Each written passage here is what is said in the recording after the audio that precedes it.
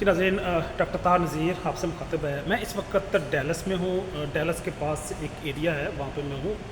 और ये टेक्सास का एक बड़ा शहर, जो कैपिटल है वो एक्चुअली डैलस ही है, टेक्सास स्टेट का, यूएस का।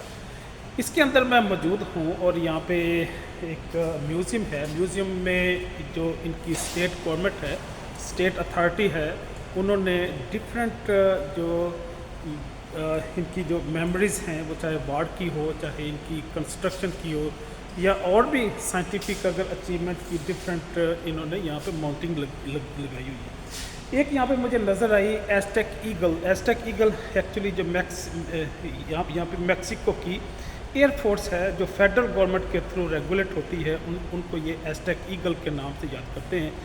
इन्होंने जो सेकंड वर्ल्ड वार में पार्टिसिपेट किया था, और फिलीपीन में एक लुज़ोन सिटी है, लुज़ोन सिटी को इन्होंने रिकवर किया था जापानीज़ फोर्सेस से। यहाँ से ये ग्रीनविल में ये जो टेक्सास है, टेक्सास का का ही एक टाउन है जहाँ पे यूएस एयरफोर्स का हेडक्वार्टर है। इन्होंने फ्लाई किया या यहाँ से रेगुलेट हुए, और उन्होंने फिलीपीन के अंदर लुज़ोन सिटी को रिकवर किया जापानीज़ एयरफोर्स को पीछे धकेलते हुए। तो जो असल में जो बताने वाली बात है, इन्होंने अप्रॉक्सीमेटली 1200 आवर्स फ़ाइट की, टोटल जो इनकी फ़ाइट थी, और 700 इन्होंने इंडिविजुअल अटैक किए इस पूरी जो वार थी, जिसमें इन्होंने फिलीपीन के एरियाज़ को इंक्लूडिंग लुज़ोन सिटी को इन्होंने रिकवर किया।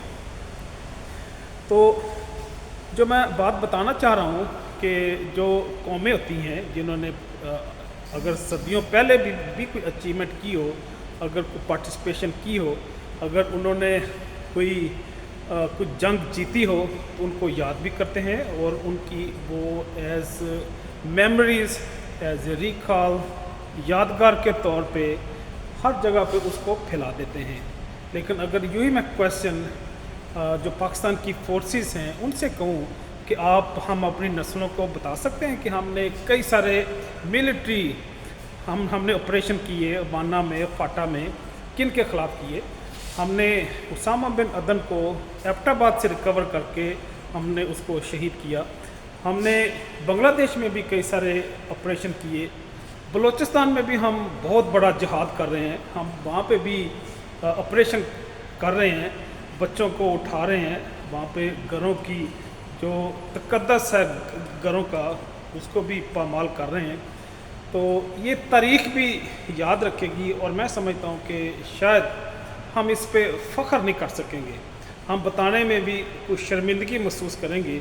ये जो यूएस की एयरफोर्स है, उन्होंने ये आज से 100 साल से भी ज़्यादा वक्त गुजरने के बावजूद भी उन्होंने यहाँ पे चीज़ों को एक अपनी नस्लों को बताने के लिए इलेबोरेट किया है, चाहे राइटिंग के शक्ल में, माउंटिंग के शक्ल में, सिमुलेशन हो, या रोबोटिक इलस्ट्रेशन हो, कंप्यूटर ग्राफिक्स हो, इन मुख्तलिफ़ अशकाल में, मुख्तलिफ़ फॉर्मेट में इन चीज़ों को हाईलाइट करते हैं।